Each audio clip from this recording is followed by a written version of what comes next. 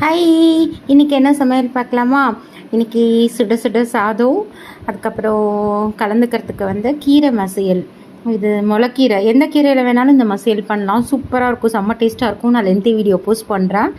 செம்ம டேஸ்ட்டாக இருக்கும். சாதத்தில் கலந்து சாப்பிட்றதுக்கு நெய் குத்திண்டு கலந்து சாப்பிட்டா செம்மையாக இருக்கும் இது. அதுக்கப்புறம் தொட்டுக்கிறதுக்கு கருணக்கிழங்கு ஃப்ரை.